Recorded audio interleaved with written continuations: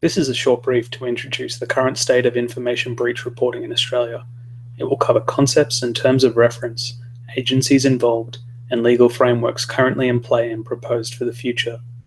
It will conclude with a speculation on paths to be taken for further development on breach reporting. We'll be taking our definitions from the Office of Australian Information Commissioner, who provides us with helpful guidance on this matter. Language used throughout this presentation will be primarily from their guidelines, specifically APPs, referring to the Australian privacy principles set out in Schedule 1 of the Privacy Act, which apply to APP entities, referring to agencies or organisations for the purposes of the Act.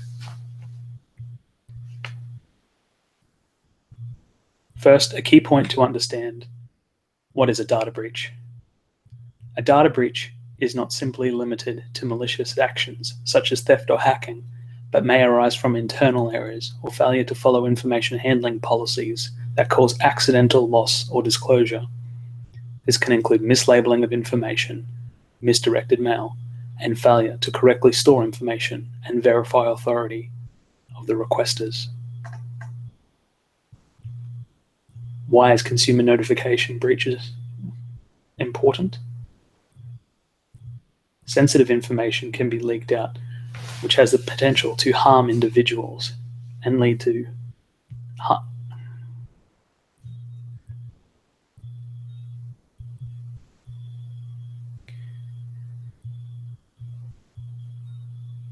Notification is an important mitigation strategy that has the potential to benefit both the agency and the organization and the individual affected by the data breach. The OAIC goes on to provide 4 points. That notification is a reasonable security safeguard. Notification is indicative of openness about privacy practices. Notification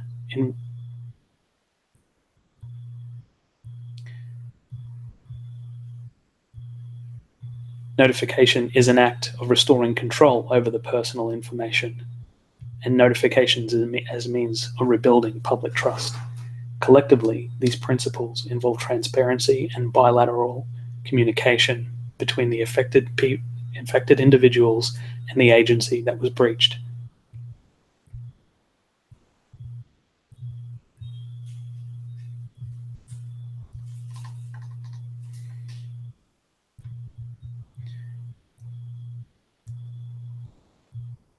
Personal information is protected by the Australian Privacy Principles, contained in Schedule 1 of the Privacy Act of 1988. At this point, Principle 11 is the closest thing Australia has to breach legislation until draft legislation is passed through government and acted upon to develop a body of law. Until this time, we rely on the APP to provide direction to applicable entities on dealing with matters of information handling. Each entity with an annual turnover of more than 3 million is advised to consider how the principles apply to their situation. Other significant entities provide their own direction within their own scope, such as the ASX, which takes its direction from the APPs, requiring the disclosure and taking of reasonable steps in protecting information from interference or loss from unauthorized parties.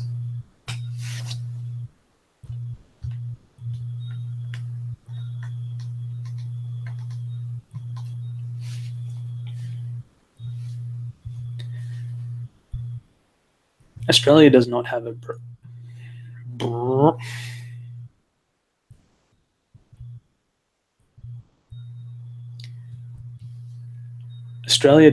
a mature breach response scheme, the likes of which were pioneered in California and later adopted by the United States as a whole.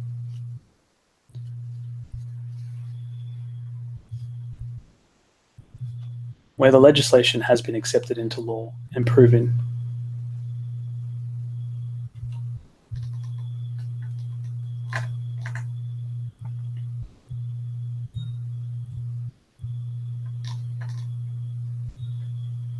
Australia does not have a mature breach response scheme or law, the likes of which were pioneered in California and later adopted across the United States. When legislation is accepted into law and proved in cases, until then, the Australian fuck's sake.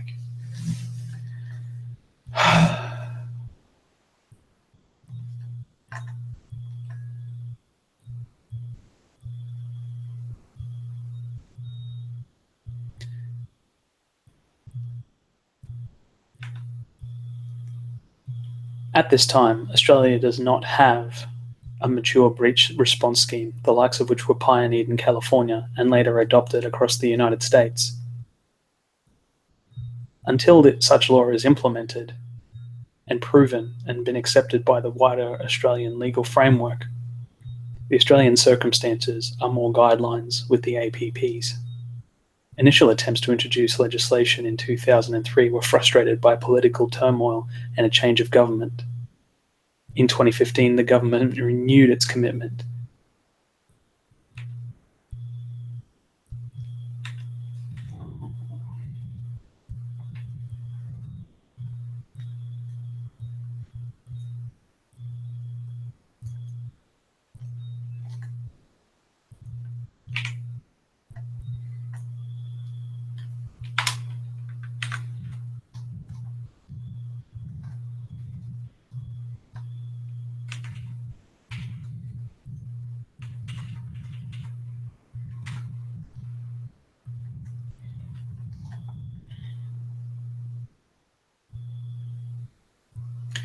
Australia does not have a mature breach notification response, the likes of which were pioneered in California and later adopted across the United States. The California model has clearly defined financial penalties, though they are negligible when compared to the possibility of harm inflicted upon exposed individuals and do not represent a significant cost to larger corporations. Significant guidance and work has been provided in the recent release of the Talon Manual 2.0, which is principally concerned with international law concerned to cyber issues. And it posits that the understanding that this pre-cyber era international law applies to cyber operations, both conducted by and directed against the states. This means that cyber events do not occur in a legal vacuum, and thus states have both rights and bear obligations under international law.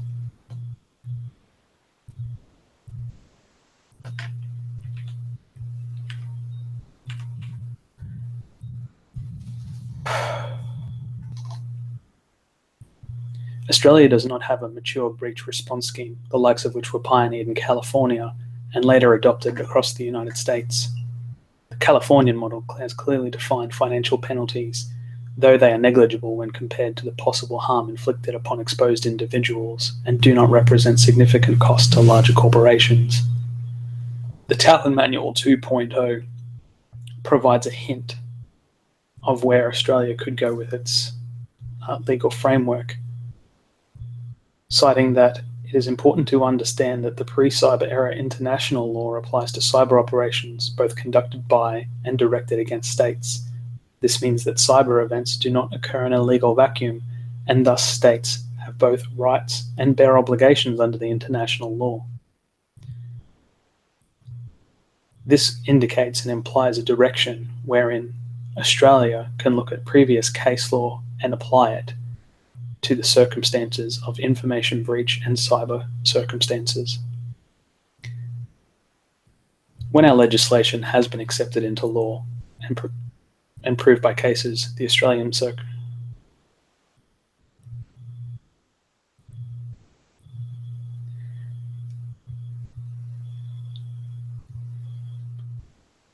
until we develop effective legal measures until we develop effective legal measures in this space, the legislation has been accepted into law and a body of case has been developed. The Australian circumstances are more guidelines than effective legal measures. Initial attempts to introduce legislation in 2003 were frustrated by the political turmoil and a change of government. In 2015, the government renewed its commitment to creating a law applying breaches.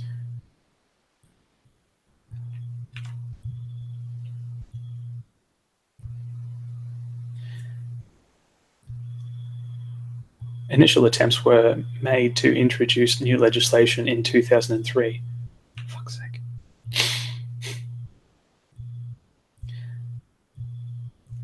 Until that legislation, until effective legislation has been introduced and proved with case law, the Australian circumstances are bound only by effective guidelines. Initial attempts to introduce legislation in 2013 were frustrated by political turmoil and a change of government. In 2015, the government renewed its commitment to creating a law applying to breaches and released an amendment for public review.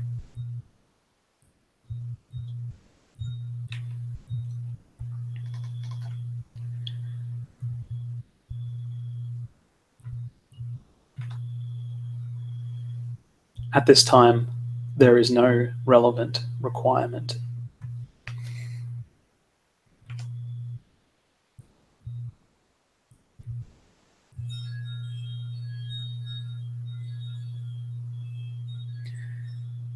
The Privacy Commissioner has tools at their disposal, such as enforceable undertakings, corporate fines, and in some limited investigative powers. Though there are no supporting laws concerning responsibility to report such breaches, leading to a lack of cases of effective response to entities breaching information if they were found to be negligent under the privacy principles.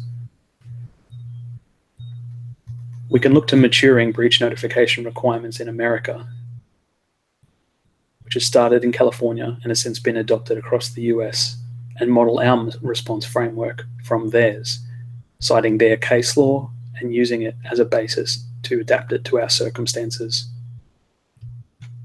In the interim, APP entities can take best practice measures, such as implementing privacy policies that align with the APP guidelines, and develop internal response plans to data breaches and practice them regularly. These should include contacting affected parties and relationships with government and legal agencies as appropriate. It is important for these agencies to consider if it is necessary for them to retain this personal information. Personal information that is not collected or retained cannot be mishandled. This is, of course, conducted in balance with other responsibilities, such as record keeping and archival responsibilities.